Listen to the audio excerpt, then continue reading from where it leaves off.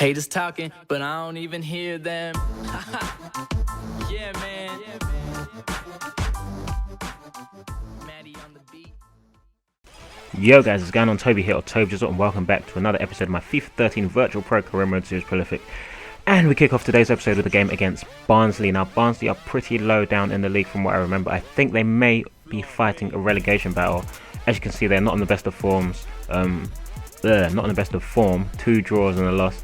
But, you know, we're not going to take anything for granted. I'm starting alongside Ngo once more. And for some reason, Ngo's been favoured a little bit more than PRO-lific in recent matches. I'm not sure if that's due to fitness or whatever. But, yeah, Barnsley start off really brightly and they hit the woodwork there, really unlucky not to score, but soon after they just play the ball back into the box, a little bit of slack defending, and they managed to get an early goal.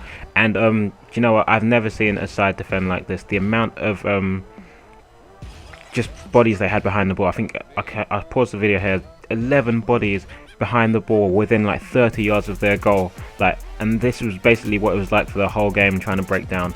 And it was extremely difficult to even, you know, fashion any chances. That's about the closest we came in the first half, yeah. But we continue to put on pressure, working the ball. I think JZL gets the bulk of the chances in this game.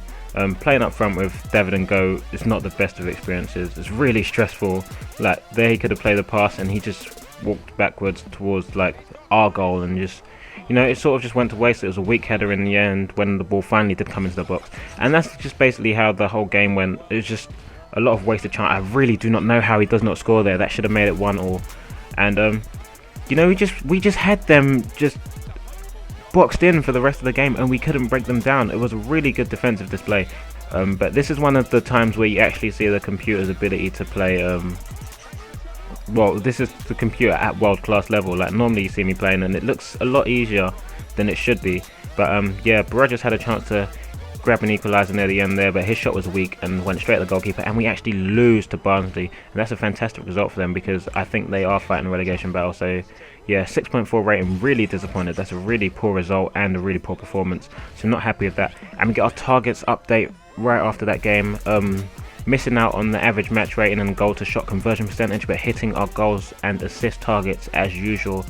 And I think we have 2 games to pick up and get our final results. So these are like the last 3 games of the season that you're going to see this episode. So you got a home fixture against Watford and Peterborough away. Going to be looking to get an average rating of 9, score 1 goal, and a goal conversion rate of 49%.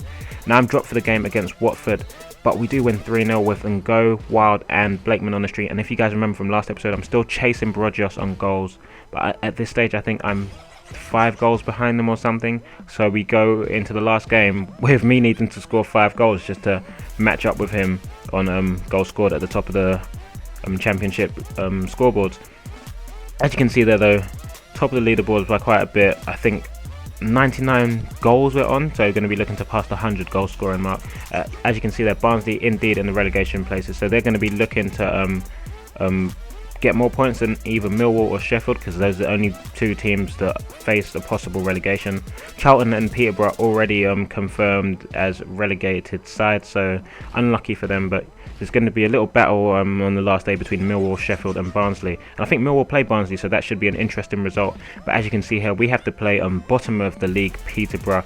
Really should be a comfortable result for us. So there is a possibility that I could get that 5 goals, but at the same time it's not looking likely, because at this stage in the season I haven't even scored my first hat-trick for the club. Now, here was a really early chance. I don't know what David and Ngo was doing there. He played it back across goal instead of finishing into the empty net for some reason, and so that chance goes to waste. But in the 9th minute of the game, JZL gets his head to the ball once more, scoring a fantastic header from a brilliantly placed corner, I guess. And just headed goals are becoming a lot more of a frequent occurrence for JZL, as you can see. So you can just tell that he's developing his physical attributes, which is quite impressive, and we're going to be looking at how he develops over the next season. As you can see there, hitting the woodwork, really unfortunate not to score and double his tally for the game. And in the 23rd minute of the game, has an effort cleared off the line. So at this stage he could have had 4 goals if you remember the first chance missed, and then those 2 that I just showed after the goal. But at half time you can see Millwall leading at Barnsley, so at the moment they're safe from relegation, which will please my friend Zerker HD. I think most of you guys know him. But Millwall currently looking like they're going to avoid the relegation problem. Now in the 51st minute of the game, Jizzle was forced out wide after a ball over the top from Devon and Go, but he works the ball inside, and Wild and I think Davies works nicely to get a pass move, and Devon and Go actually does something right and plays the ball to Jizzle on the edge of the box, who finishes home to make it 2-0 and double his tally. Now only 3 goals behind Barojos, but he will be coming on later in the game, no doubt, either to replace myself or Go. And as you can see there, that was Peterborough's only real chance of the game, which was just a rather dodgy cross that ended up needing the keeper to tip it over. But some slack defending in the 86th minute of the game allowed Barnett to turn and finish past the goalkeeper and defenders, I guess. But that game finished 2-1, so not catching up with Barojos on goal scored, which was a little bit disappointing. A fantastic 9.6 rating for that game, which means we do, I guess, reach our target for the week that was just set. But as you can see, top of the table with 111 points, scoring 101 goals, and Jizzle contributing, I think 25 of them, with Barojos contributing 28. So that's like a quarter of the team's goals contributed by Jizzle alone, which is fantastic for the first season, especially not having played the first 6 or 7 games for the side. As you can see there, Peterborough, Barnsley and Charlton Athletic as the relegated sides in the league. There's the scoreboards. Like I said, Barojos with 28 goals and Jizzle just behind him in second place with 25, and also slightly disappointed to finish second in the assist table, having led for most of the season, so a little bit disappointing. But in other news, Marvin Sordell, I think that's his name, yeah, transfer listed by Bolton, having been sidelined for pretty much the whole season by performances by myself and Barojos and Go.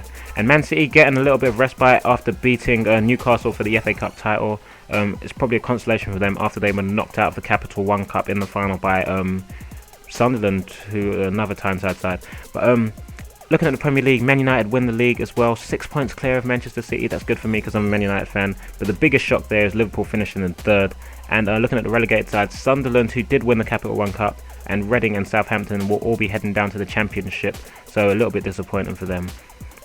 Going back to my first side, Wycombe Wanderers, if you guys remember from the first episode and the first few episodes, they missed out on promotion in the playoff final, losing 4-3 on penalties to Exeter. But to cheer me up a little bit, we get the Player of the Year award, which is a fantastic result for us, and just a fantastic summary for the overall season. So really just ecstatic with that.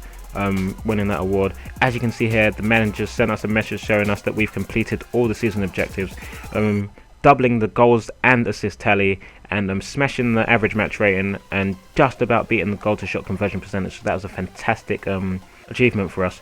So that's all for today's episode, I guess, guys. I hope you guys have enjoyed watching it. If you have enjoyed it, feel free to leave a like.